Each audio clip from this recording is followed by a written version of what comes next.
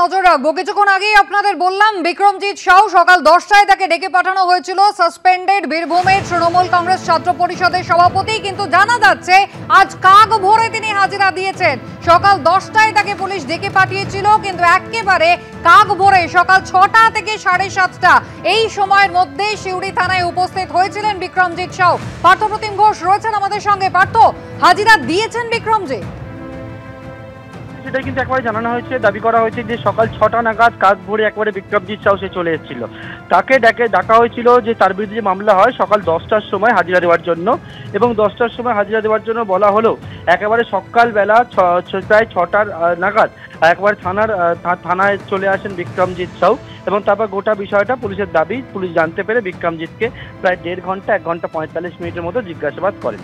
এবং মূলত যে বিষয় তার থেকে জানতে চাওয়া হয়েছে যে কেন এই ধরনের তিনি কথাবার্তা বলেছেন, বা কি হয়েছিল, কোথা থেকে এই লাইভটা হয়েছিল, তিনি করেছিলেন কিনা, বা সেই লাইভটা এখন কোথায় রয়েছে, সেই সমস্ত বিষয় গোটা বিষয়টা কিন্তু তার থেকে জানতে চাওয়া হয় বলে পুলিশের তরফে দাবি করা হচ্ছে। বিক্রমজিৎ যে বক্তব্য রেখেছে বলে পুলিশ জানাচ্ছে সেই বক্তব্য খতিয়ে দেখা হবে, এবং পরবর্তীকালে তাকে আবারও ডাকা হতে পারে বলে তাকে জানানো হয়েছে। সেই বিষয়টা পুলিশের সিউড়ি থানা পুলিশের তরফ থেকে বলা হচ্ছে। অর্থাৎ বিক্রমজিৎ সাউ যাকে সাসপেন্ড করা হয়েছিল, যিনি হচ্ছেন একেবারে বোলপুর থানার আইসিকেও দেখা যায় যে অনুব্রত মণ্ডলের বক্তব্য অডিও একটি ভাইরাল হয়, এবং তার পরবর্তীকালে বিক্রমজিৎকেও দেখা যায় যে একেবারে তার একটি ভিডিও ভাইরাল হয়, এবং সেক্ষেত্রে তিনিও একবারে বোলপুর থানা আইসিকে হুমকি দিচ্ছেন। সেক্ষেত্রে মামলা, এবং এক্ষেত্রে পুলিশ জানাচ্ছে একেবারে কাক ভোরে বিক্রমজিৎ সিউড়ি থানায় এসেছিল, এবং তাকে 1.5 ঘন্টা জেরা হয়, সে কিন্তু চলে গেছে বলে জানা যায়। সকাল 10টায় ডাকা হলো, সকাল 6টার মধ্যেই চলে এসে হাজিরা দেয় বলে বিক্রম পুলিশের দাবি। একেবারেই পার্থ, ধন্যবাদ। অর্থাৎ অনুব্রত মণ্ডলের পথে হাঁটলেন না বিক্রমজিৎ সাউ, নির্ধারিত সময়ের অনেক আগে কাক ভোরে সকাল 6টা নাগাদ তিনি চলে আসেন সিউড়ি থানায়। ঘন্টা দেড়েক তাকে জিজ্ঞাসাবাদ করেন পুলিশ আধিকারিকরা। কেষ্ট মণ্ডল 6 দিন পেরিয়ে গেল, এখনো হাজিরা দিলেন না। মুখ খুলেছেন কাজল শেখ। অনুব্রত মণ্ডলকে নিয়ে যাবতীয় সিদ্ধান্ত দলের রাজ্য নেতৃত্ব নেবে, রাজ্য নেতৃত্ব আলোচনা করছে, এমনটাই জানিয়েছেন কাজল শেখ।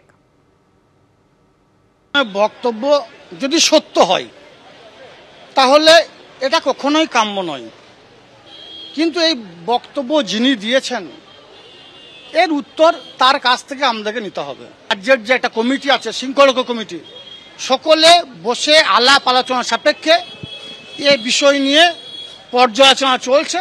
পেলাম একজন ছাত্র নেতা তার বক্তব্য সামনে এলো, তাকে সঙ্গে সঙ্গে সাসপেন্ড করা হলো, কিন্তু এক্ষেত্রে শুধুমাত্র ক্ষমা চাওয়া। এ বিষয়ে একটাই কথা বলবো, সবটাই রাজ্য থেকে নির্ধারিত হচ্ছে। আমরা বুঝতে পারছেন ছাত্র নেতা ভুল বকেছে, তার জন্য শাস্তি তাকে দেওয়া হয়েছে রাজ্য থেকে, জেলা থেকে কিন্তু নয়। স্বভাবতই যিনি ভুল বলেছেন বা যে ভিডিও ভাইরাল হয়েছে সে বিষয়টা নিয়েও সিদ্ধান্ত রাজ্য থেকেই নেওয়া হবে। অভিযোগগুলো উঠছে, মানে এটা যিনি অভিযোগ করেছেন প্রমাণটা সত্যতা প্রমাণ তাকেই করতে হবে। আমার মনে হয় বীরভূম জেলার পুলিশ প্রশাসন স্বচ্ছ ছিল, স্বচ্ছ আছে। দলের মধ্যেই কিন্তু বারবার প্রশ্নের মুখে পড়ছেন অনুব্রত মণ্ডল তার এই কদর্য মন্তব্যের জন্য। প্রথমে তৃণমূল সাংসদ সৌগত রায় রীতিমতো লজ্জা করছে তার, এমনটাই মন্তব্য করেছিলেন। আর তারপর দেখা গেল তৃণমূল কংগ্রেসেরই দুজন বিধায়ক বোলপুরের আইসিকে যেভাবে কদর্য ভাষায় হুমকি দিয়েছেন অনুব্রত মণ্ডল, তারপর কিন্তু হুমায়ুন কবির তার পাশে একেবারেই নেই। অনুব্রত মণ্ডল যেটা বলেছেন মোটেই সমর্থনযোগ্য না। একজন সিনিয়র লিডার হয়ে এত আমাদের দিদি তাকে বীরের সম্মান দিয়ে এই নেতাজি ইন্ডোর স্টেডিয়াম থেকে বলেছিল, উনি যখন সেন্ট্রাল জেলে ছিল, বীরভূম জেলার তৃণমূল কংগ্রেসের কর্মীদেরকে বলেছিল যে বীরের সম্মান দিয়ে তাকে বীরভূমে নিয়ে আসা, সেটাই হয়েছে। কিন্তু তিনি যে আচরণ করেছেন বা যে কথা বলেছেন এটা সভ্য সমাজের কোনো মানুষ সমর্থনযোগ্য নয়, কারণ সবার বাড়িতে মা, বোন, স্ত্রী, সন্তান রয়েছে। তাদের কাছে কি করে একজন নেতা এই ধরনের কথাকে সমর্থন করতে পারে? কাজে আমি কোনো দিন সমর্থন করব না। আমারও তো স্ত্রী পুত্র আছে, আমারও তো মেয়ে আছে।